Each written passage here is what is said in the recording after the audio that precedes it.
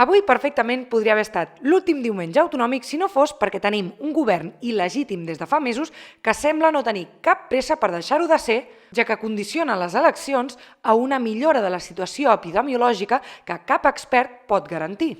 La pandèmia està sent obscenament utilitzada per retallar drets sense cap mena de debat parlamentari. Primer van ser drets com la llibertat de moviment i després drets com el dret al treball de sectors com la cultura, la restauració i ara fins i tot el dret de vot, amb la suspensió de les eleccions del 14 de febrer sense cap mena de cobertura jurídica. Res de valor pot sortir d'un Parlament que va cedir la seva sobirania a l'Estat el 2017 i no ha fet cap intent per tornar-la a recuperar, investint el president que va acceptar l'Estat i deixant-lo inhabilitar, perquè aquest Parlament i aquest govern no donen cap mena de valor al vot de la ciutadania, més enllà dels càrrecs i dels sous que els permet revalidar. En aquesta línia s'han expressat aquesta setmana el president Puigdemont i el vicepresident Junqueras afirmant que calen moltes més coses que el vot de l'1 d'octubre i que el vot del 21 de desembre del 2017 i que tantes altres votacions perquè comencin a fer alguna cosa amb l'expressió de la voluntat popular.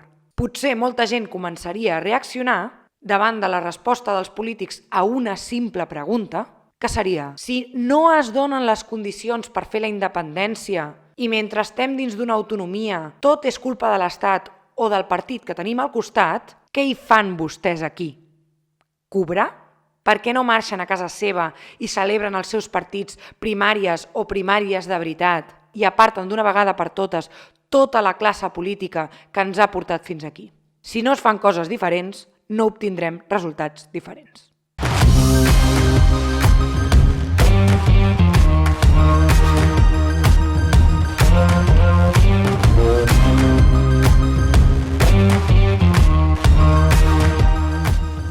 Benvinguts al primer episodi de l'any de l'últim diumenge autonòmic. En aquesta nova temporada pensarem formes d'arribar a més gent i augmentar aquesta comunitat. Sí, d'acord, volem eixamplar la base. Si us agrada el programa, us convido que el compartiu especialment per WhatsApp, on hi ha molta gent que no té Twitter, i els animeu a fer-se seguidors del canal. Ja sabeu, això es fa fent clic just aquí sota on hi diu subscriure'm.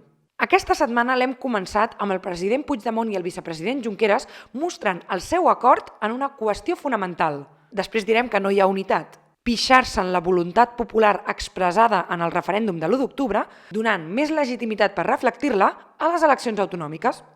Una votació que, dins obvietat, no compta independentistes perquè no es pregunta sobre la independència. I creiem que no és el mateix fer política si tens el 47,5, que és el que tenim ara, que si tens el 50% més un vot. I és evident que el primer pas és que l'estat espanyol s'assegui a acordar amb una taula de negociació els termes d'un referèndum d'autodeterminació. Això és evident. A veure, si et creus el referèndum de 2017, no necessites el 50% de vots en unes eleccions autonòmiques per desplegar el seu mandat.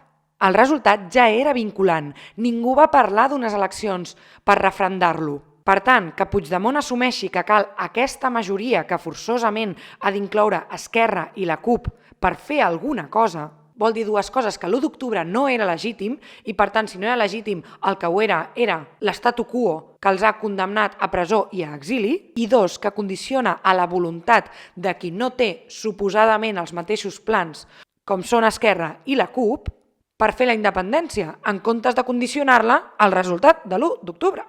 Que és l'únic tipus de votació on tots els vots valen igual i no estan condicionats ni per lideratges, ni per partits, ni per programes, ni per lleis electorals. Això és el mateix que fa Esquerra condicionant la independència a la voluntat de l'Estat. Això voldria dir que, com diu Junqueras, hi ha un 50% de la població en contra de la independència? Evidentment que no.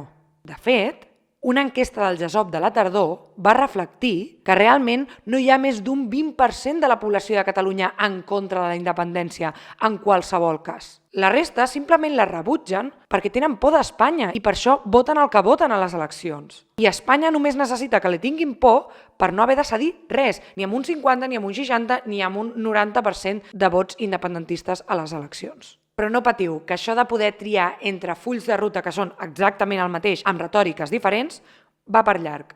Aquesta setmana, en una mostra d'autoritarisme sense precedents, un govern que no està habilitat per fer-ho ha anunciat un ajornament de les eleccions del 14 de febrer, que en realitat és una suspensió, perquè en realitat ara no es pot fer una convocatòria electoral pel mes de maig. S'ha de fer com a màxim 54 dies abans. El govern treu pit en què aquesta suspensió ha estat avalada per una mesa de partits que ja em direu en què basa la seva legitimitat per prendre aquest tipus de decisions. I ha estat publicada al DOC amb una argumentació esperpèntica que queda perfectament reflectida en aquesta declaració del president del Parlament, Roger Torrent.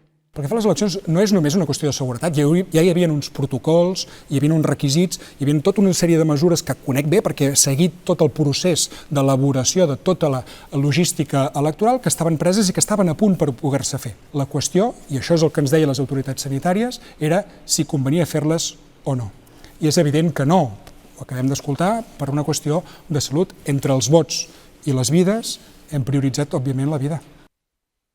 O sigui, que tot estava preparat perquè la votació fos segura, però han decidit suspendre les eleccions perquè volen prioritzar les vides per sobre dels vots. Ja us hi haureu fixat, i us he fet el favor de tallar-vos una mica la resposta, que era molt més llarga, que el truc perfecte per dissimular que estàs dient una cosa i la contrària és fer frases inacabables, perquè així quan s'arriba a la segona part de l'adversativa ja no recordes el que s'havia dit a la primera. I mentrestant, perquè no oblidem que les eleccions no estan convocades i que cap expert pot garantir que la situació epidemiològica serà millor al maig, sinó fins i tot al contrari després de Setmana Santa, hi haurà un Parlament dissolt i un govern sense cap legitimitat parlamentària que podrà fer i desfer com li doni la gana, sense cap mena de control. I avui es fa per una pandèmia, demà pot ser per un desastre natural, demà passat per una crisi gravíssima o l'altre serà per un atemptat. Ja hi haurà un precedent per posposar la democràcia que teòricament ha de poder cohabitar amb tot tipus de situacions, perquè pel contrari estaràs donant arguments i oportunitats a qui se la vol encarregar per fer-ho. Ja ho veieu, aquest podria haver estat l'últim diumenge autonòmic, però sembla que haurem d'esperar. Potser la setmana vinent tenim més sort.